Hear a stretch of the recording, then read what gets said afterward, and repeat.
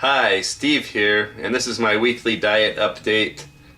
I'm down to about 240, and that's the lightest I've been in 10 years, so I'm happy about that. This diet seems to be working for me better than anything else I've done. I'm staying consistent with it. I've been sticking to my diet throughout the week, and then I eat regular on the weekends. Don't overdo it. But then I go to the gym 4 times a week, and I've been doing that very consistently.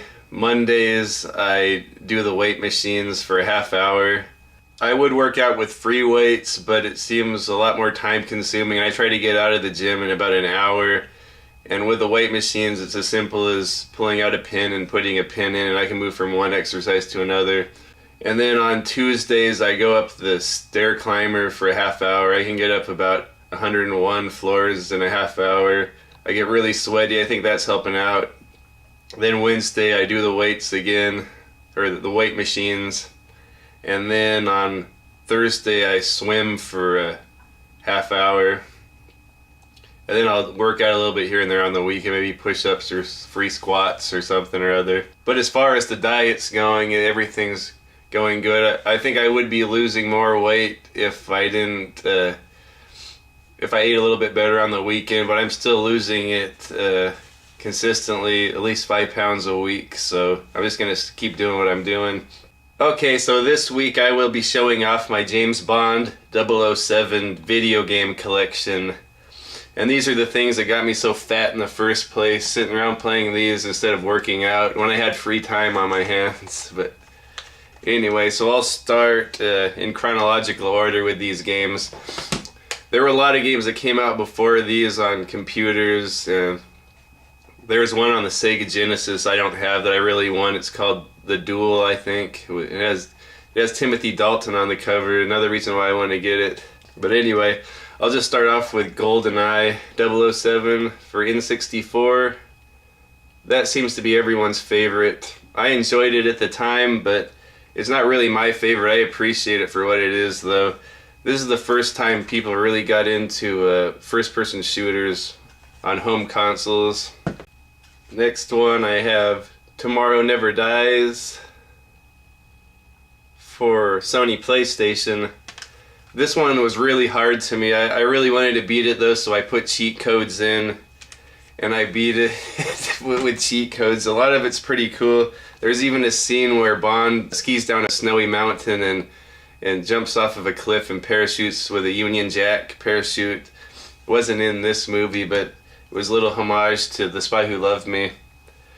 But anyway, this game is really fun, but it's really hard for me. I don't know if it's just this old style of shooter is hard to pull off with just one D-pad instead of 2 analog sticks.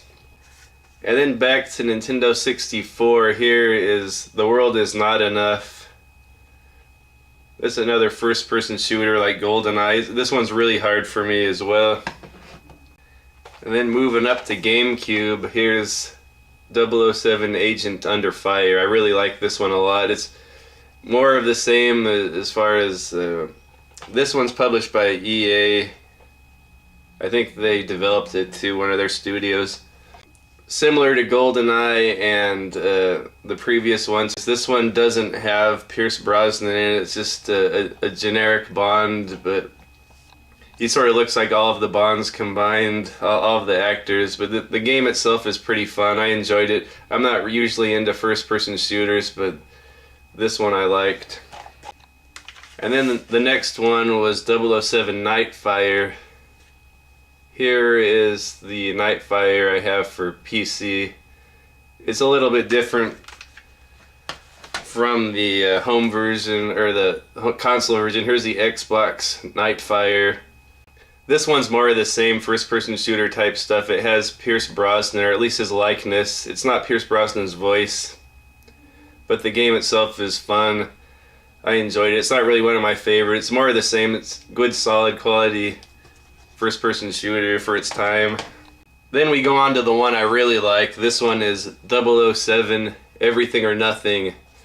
This was my favorite modern video game up until I played Resident Evil 4. I love this game so much. It's a third-person shooter.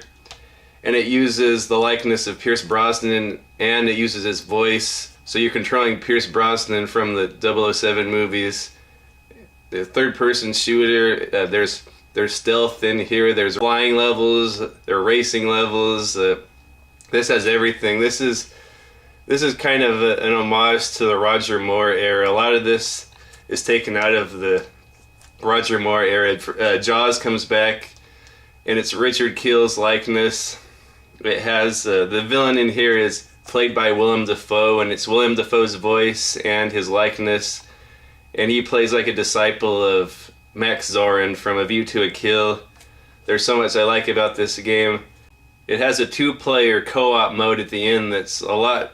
It's a lot like Resident Evil 5 or Gears of War or something like that. There was a co-op mode where you play 2 agents and you work together shooting and solving puzzles. It reminded me a lot of Resident Evil 5 or Gears of War type gameplay, but it was far before that.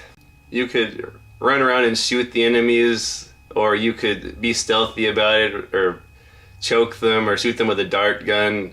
There were on-foot levels and car levels, chase scenes, a few helicopter shooting levels. There was a tank level. This game, it kind of had everything that was good about GoldenEye and everything that was good about all the movies all in one. And the control was good. It was really fluid from what I remember. Like, you'd be shooting at the baddies 1 minute, and then they'd rush you, and then you'd fight them with hand-to-hand combat. You could and grapple with them and punch them. It was a lot of fun, this game. Oh, there was a motorcycle level where you were chasing a big rig. It's really good. Here's another copy of that I have for GameCube. I played every version of this a million times and never exercised and got fat. And there's the PlayStation 2 version. These are all really similar. I think the Xbox One is the best. It looks the best and it's the smoothest. And then we move up to GoldenEye Rogue Agent. I guess they wanted people to associate it with the old Nintendo 64 game. It's a totally different game, and you don't play as Bond, you play as a rogue agent, and his name is GoldenEye, and he has a false eye that is made out of gold and electronic. I think it was supposed to be Scaramanga made it for him. And it has a lot of villains from the Bond movies. You play as a rogue agent and you're working for the villains from various Bond movies. One of them is Scaramanga, the man with the golden gun, and it's actually voiced by Christopher Lee. So that's one of the reasons I like this game. And Odd Job is in here, Dr. No, Goldfinger, and then the voice actors sound a lot like the original actors who have passed on by now. Pushy Galore is in there. Anyway, there's nothing stealthy or spyish about this game. It's just a fast-paced shooter similar to GoldenEye. I don't think people took this game too seriously or liked it too much. I thought it was really fun to play it through.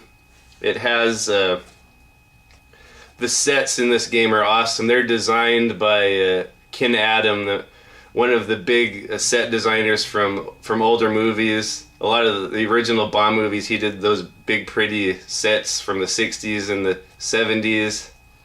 So he drew up some sketches for this and designed the levels, which was really cool. And then after that, here comes From Russia with Love, the game. I can't believe this game exists. Like, this is like the makers of this game went into my dreams or to my daydreams and made a game I've wanted all my life. It's a third-person shooter, just like Everything or Nothing. But instead of Pierce Brosnan, it's Sean Connery's likeness. It's Sean Connery is in the game, and they actually got Sean Connery to voice James Bond. Like, how is this possible? He always took me as the guy like he was done with Bond and he didn't want anything to do with it. And then he's voicing James Bond in a video game that came out in the early 2000s. He's voicing James Bond in a From Russia with Love video game. And there are a lot of scenes from this that look really good. It looks just like the movie, but it really gets carried away with the stuff that's in here that's not in the movie. You can't really make a shooting game based on this movie from Russia with Love, so they took a lot of liberties with this. But anyway, it's all good though. It reminds me so much of the previous one, Everything or Nothing. But this one, Sean Connery, it has sets out of the old movies. It's not. You'll find stuff from other Sean Connery movies in here. For example, he'll race around in the Aston Martin, which he never had in this movie. It's cool to have all of our favorite cars and gadgets from all the older Bond movies in one game that's based on the story of From Russia with Love. And then he has the jetpack from Thunderball is in here. A couple levels around jetpack. Those are fun. This one transitions from fighting, hand-to-hand combat and shooting into racing in cars a lot smoother than Everything or Nothing. It's like it's all one engine. He can get into a car, race around, get out, beat people up, shoot at baddies, all on the same level. The other game was divided up into different type of levels. This one, it was all integrated into each level, so he could get into cars or box out people or shoot or be stealthy. A lot of sets from Russia with Love, and then at the end, you don't really fight with Robert Shaw in the train. I was excited for that part, but then when you're about to fight him, some big huge guy that looks like something out of Resident Evil 5 comes out with Gatling guns. It starts shooting at Bond, and then it gets into a big shootout. Nothing like the movie, but it's all fun stuff. The game credits the original actors of the movie because it has their likeness. For example, Q and M and Moneypenny are in this, and it's all of the old actors, but but they are voiced over by new actors. But the voice actors sound just like them. The guy that does Karen Bay's voice sounds exactly like Karen Bay, and then Q is in here. He sounds just like Q. The Bernard Lee in here sounds just like, or the guy that's doing M's voice sounds just like M. Rosa Klebb, they all closely resemble the voices of the people in the movie. And then the final level in this is not in the movie. It's so awesome. It's just like a big boss base, like out of an old Bond movie, like the evil villain headquarters, something like Blofeld's volcano base from You Only Live Twice. There's a level at the end where you you hunt down Red Grant, and at the end you fight him, and he's in a big mech or something. But anyway, the level design is so awesome. It's so out of the 60s. It feels so much Bond, even though a lot of this is not like the movie. It still gives you the feel of the movie. Oh, the gypsy fight scene's probably the closest to the movie in the game. Oh, and then there is the hedge maze at the beginning. That's really that's looks a lot like the movie and has the movie feel. I wish they would have used the original soundtrack from the movie, but they used the new music, but it sounded really good as well. Of course, I have multiple copies of that. Here's the GameCube version and the Xbox version. And even the PSP version, I played all of these a million times. I think that's when I got up to about 290. Yeah. It was so cool to have this game on a PSP. I could take it with me anywhere and play this game that's based on From Russia with Love, one of my favorite movies of all time. And speaking of PSP, I know it's not a game, but I have the UMD movie of Casino Royale here. Before we had phones and Xbox 360s and all that, it was really cool to have your favorite movie in your pocket. You put these little UMD discs in your PSP, and you could watch a movie in your hand or take it with you wherever. It was cool at the time. And then here's Quantum of Solace for Xbox 360. This game, it's a first-person shooter. It's based on Casino Royale and Quantum of Solace, so there will be scenes from both movies in here. This game's really good. I never hear people praise it too much, but this is probably one of the better first-person shooters I've ever played. I'm not really into first-person shooters. I just buy these because they're James Bond games, but I enjoyed this one a lot. It has a Daniel Craig in there. I don't know if it's his actual voice or some guy that sounds like him. And then here's GoldenEye Reloaded. Everyone's always wanted a re-release or a remake of GoldenEye for Nintendo 64, but it's never happened. This is the closest thing, and it's not really the same game as the old one. It's a remake, and it has Daniel Craig in here replacing Pierce Brosnan. So it's a remake, pretty much a remake of GoldenEye, a modernized remake. It has Daniel Craig in there, and it has a lot of the same levels from the game. They're just altered. But one of the cool things about this game is David Arnold, the guy that composed a lot of the newer Bond movies, did the music for this. And then there's a remake of the GoldenEye song in here that sounds pretty good. Not as good as the Tina Turner one, but it's all good. And I even have that game on Nintendo DS. I can't really get through it. It's really hard for me to control those first-person shooters on Nintendo DS. But it seems like they packed a lot of that big console game into this DS game, which is cool. And here's 007 Bloodstone for Sony PlayStation 3. This game is another. It goes back to third-person shooter, which is my favorite. I don't like it as much as From Russia with Love and Everything or Nothing, but this one's really close. This is probably my favorite recent James Bond game, and has the likeness and the voice of Daniel Craig. It's a really fun game. If you like games like Uncharted, or it has that cover system where you'd be taking cover a lot and you can sneak up on people. Oh, if you like Splinter Cell, the new Splinter Cell, it's a lot like that game. It's so good. I never really hear people praise this game that much, but this is like the game I've been wanting for a long time. It's more serious and dark, like the modern Bond movies. That's why I like From Russia with Love a little bit better. But this one is really good, and it's not based on any movie. The same as Everything or Nothing. It's just its own unique story. And then I have one for Xbox 360. When I see these things at the store for $1 or at a thrift store, I get them, just even though I already have them. And then I have that Bloodstone on Nintendo DS. I just have the cart right there.